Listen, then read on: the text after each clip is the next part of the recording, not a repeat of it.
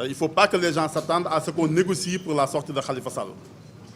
Sa détermination dépasse largement, très largement, ces quelques jours qu'il a dû passer en prison. La deuxième chose que je voudrais dire, qui va conforter ce que mes prédécesseurs ont dit, c'est qu'en fait, il faut faire attention. C'est la Constitution du Sénégal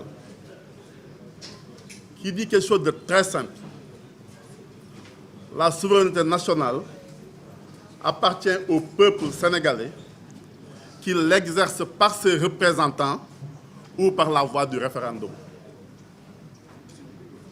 Ça veut dire quoi? Ça veut dire que quand on élit un député, lorsqu'il prend la parole et qu'il parle, c'est comme si c'est tout le peuple sénégalais qui parlait.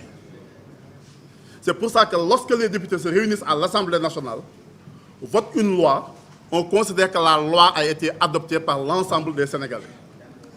Lorsqu'on ouvre la session budgétaire et qu'on dépose le budget à l'Assemblée nationale, lorsque les députés à l'Assemblée nationale votent le budget, on considère que c'est l'ensemble des Sénégalais qui ont adopté le budget. Or, il n'existe pas un député de circonscription.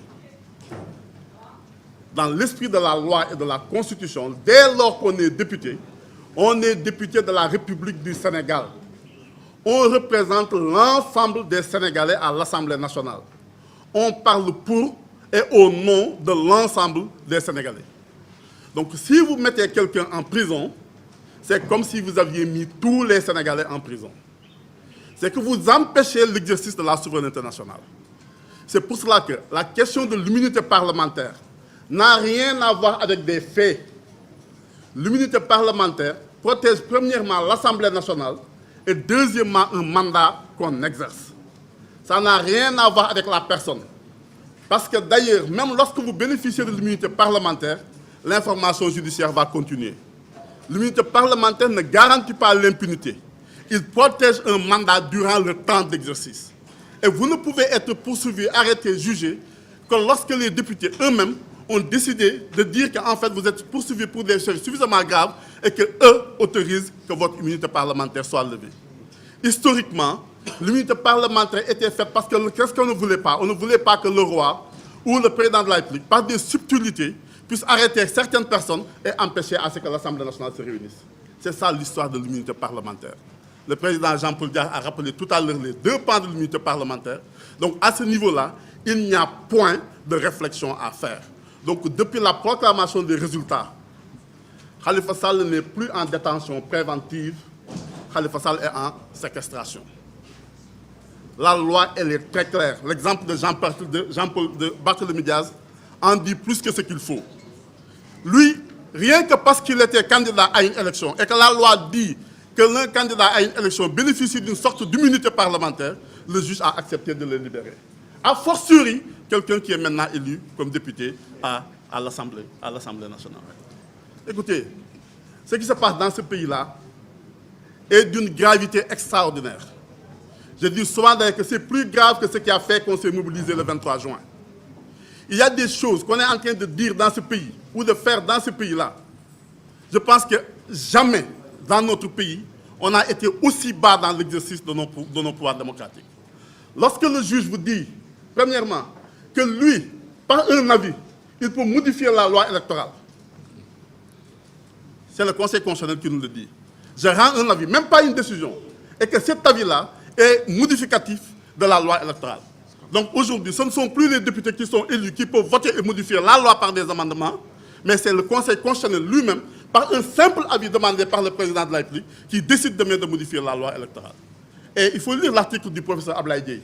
Il dit, qu'est-ce que ça veut dire?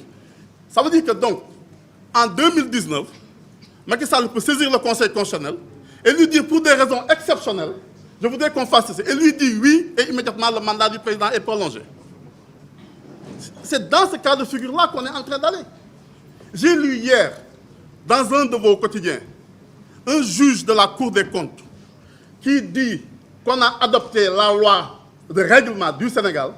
Je dis bien un juge de la Cour des comptes. La loi de règlement du Sénégal avec du faux.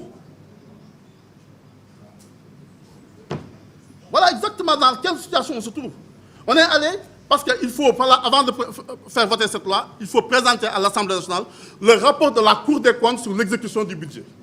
La Cour des comptes dit qu'elle n'a jamais fait ce rapport-là. Et on a adopté ça, et on a dit à l'Assemblée nationale qu'en fait, la Cour des comptes n'avait soulevé aucune objection dans l'exécution des lois. Mais ça aussi, personne ne dit rien. On en est à ce niveau-là. Quelqu'un a une immunité parlementaire, on le garde en prison. Moi, j'ai été jugé. Plusieurs fois, j'étais à l'Assemblée nationale. Je suis allé jusqu'en cour de cassation. J'étais poursuivi et mon immunité parlementaire m'a protégé. Je suis un exemple, je sais exactement de quoi je parle.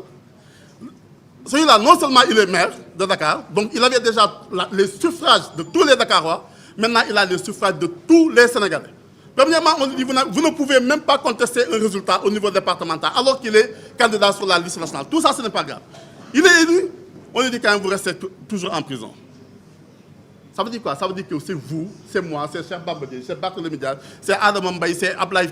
C'est nous tous qui sommes aujourd'hui en prison parce que quelqu'un qui est censé nous représenter, parler pour nous, voter une loi pour nous, est encore gardé en séquestration au niveau de Rebeuss. Voilà la gravité de la situation dans laquelle on se trouve. Ce que nous sommes en train de faire aujourd'hui, je pense que ça manquait dans ce combat-là. Ce qui manquait, c'est des initiatives politiques. Il n'y en avait pas. La société civile s'est levée, ses partisans se sont levés. Aujourd'hui, on considère que dès lors que cette question-là se pose en ces termes-là, ce n'est plus une affaire de Khalifa Sall, ce n'est plus une affaire des maires, ce n'est plus une affaire de ses amis, ce n'est plus une affaire de ses partisans, ça devient une affaire nationale. Et à ce titre-là, l'affaire Khalifa Sall interpelle l'ensemble des forces vives de la nation. Et c'est certainement cela qui explique l'appel de Hélène Tine tout à l'heure. Et pour ça, il faut appeler aujourd'hui. Nous avons essayé de le faire. Ce que nous n'avons pas eu, nous allons aussi les appeler. Ce que nous n'avons pas pu, avec lesquels nous n'avons pas pu parler, nous allons les appeler. Nous allons aujourd'hui faire en sorte que tous les Sénégalais qui sont là, tous les responsables, que ce soit les gens de la société civile, que ce soit le peuple des assises, que ce soit nos camarades des autres partis, nous les appelons effectivement à ce qu'on se mette ensemble et que ce qui manquait dans ce combat-là, c'est-à-dire la prise en charge de ce combat politique, qui n'est plus simplement un combat judiciaire, qui devient un combat politique parce que c'est un affrontement politique, c'est parce que c'est pour des raisons politiques que quelqu'un est gardé en prison. Khalifa Sall n'est même plus un prisonnier politique, il est devenu un otage électoral. Il faut qu'on se lève parce que nous devons laisser notre démocratie vivre comme elle l'a été. Le Sénégal a toujours été cité en exemple. Aujourd'hui, la seule chose qu'on fait dans ce pays-là, par un manque d'intelligence extraordinaire, c'est le tout répressif. On réprime, on amène en prison, on fait du forcing, et souvent d'ailleurs, on montre qu'on n'a aucun respect pour le peuple sénégalais. Aucun respect pour le peuple sénégalais. Il n'y a plus de limite, il n'y a plus de décence. Il y a des Sénégalais qui ne votent pas, qui n'ont pas reçu leur carte, d'autres qui se sont présentés dans des bureaux de vote. On leur dit, vous ne pouvez pas voter. Le président de la République dit, je félicite le Premier ministre. Où est la place du peuple maintenant dans ce que nous sommes en train de faire? Le peuple doit se rappeler au bon souvenir du pouvoir. Il faut que le peuple sénégalais rappelle à ceux qui exercent le pouvoir qu'il est le seul détenteur de la souveraineté et qu'à ce titre-là, il entend défendre ses institutions. Je rappelle que pour la première fois dans l'histoire politique du Sénégal, on a investi quelqu'un à la députation en prison. Je prends à témoin l'ancien doyen des juges d'instruction, M. Mawaha Semou Diouf, qui m'a accordé la liberté provisoire sur la base de la loi électorale et de l'esprit de la loi électorale. La loi électorale stipulait et stipule toujours que quiconque est investi sur une liste qui est recevable a le droit de battre campagne. Et c'est ce que le doyen des juges de l'époque a fait appliquer. Ça veut dire qu'il n'a pas interprété la loi, il a appliqué la loi. J'ai été mis sous contrôle judiciaire. Et je rappelle que jusqu'à l'heure où je vous parle, je suis sous contrôle judiciaire. Et pour ne pas sauter du coq à l'âne, je souhaiterais dire que dans le cas du dossier du député maire Khalifa Sall, il y a des individus qui sont poursuivis pour les mêmes faits que Khalifa Sall et ils bénéficient d'un contrôle judiciaire et ils n'ont pas devant la justice plus de conditions de représentativité. Alors, si ce n'est pas de l'acharnement, il faut qu'on nous dise c'est quoi. C'est la raison pour laquelle je crois qu'on doit revenir à la raison. Et je pense que les archives sont là. Si vous connaissez au Sénégal de 1960 à nos jours quelqu'un qui a été investi à la députation étant en prison, vous me le dites. Je suis le seul et je suis ici pour témoigner. pourquoi, sous le même régime, avec Macky Sall comme président de la République, Barthélémy Diaz, qui était soi-disant accusé d'avoir tué quelqu'un, a été mis sous contrôle judiciaire selon l'esprit même de la loi pour qu'il puisse battre campagne parce qu'il était investi à la députation. Et pourquoi aujourd'hui, Khalifa Sall, qui a été investi, étant en prison, on a violé la loi électorale et son esprit, maintenant on refuse maintenant d'appliquer la loi organique qui est le règlement intérieur de l'Assemblée nationale. Et on nous dit qu'il n'y a pas d'acharnement. Il faut qu'on soit clair. Ceux qui pensent que c'est par des subterfuges qu'ils vont se débrouiller pour éliminer tous les potentiels candidats à l'élection présidentielle, ils prennent sur eux de façon unilatérale le risque d'installer le chaos dans ce pays. Parce qu'il y a des choses que plus personne n'acceptera dans ce pays. Ça suffit.